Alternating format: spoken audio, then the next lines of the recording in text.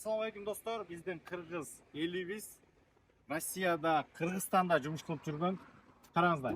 Toyota Hiace көпчүлүктөр сурап атат, өтө спросто болуп атат. Айтып кетелем ушул жерден, отуруп жерге сразу эле. Не машина кандай болот десеңиздер, басы примерно бир $39.000 өйдө болуп атат.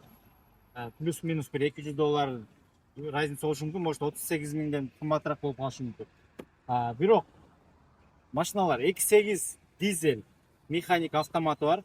И дальше 3.5 тоже механик автоматы бар. Бирок 3.5 бензин болот. Караңыздар.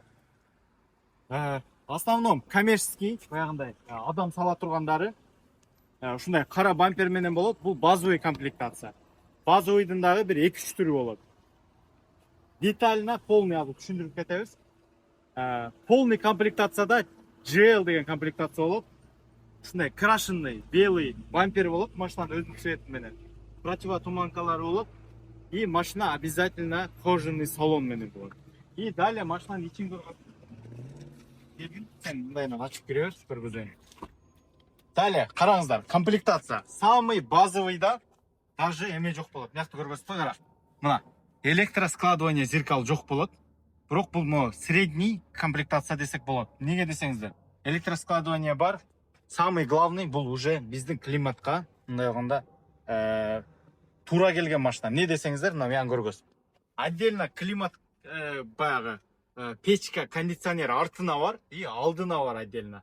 Андан сырткары машина 13 месталуу, автомат коробкада бул. Караңыздар, ичин. Бирок булардын баягы ичин бир сыра көргөзүп кетели. Резина дискалары жаңы болот, 1 тонн резинада. Дискалары ушундай штамповка. Бирок бетинде калпактары болот, баягындай красивый, өзүнүкүндөй элечи. Аларды полный баягы ичинде азыр көргөзөбүз. Машинанын артын нерден көргөзүп коем, кандай? Баягы көбү артын көрүп алып эме болот экен, мына. Арты машинанын ушундай болот. Примерно спринтер, бирок практичный, билесиздер, Toyota. Далее, мындай машиналар в основном коммерческий транспорт болуп кетип атат, адам ташыганга, баягындай мектептерге, садиктерге ушундай.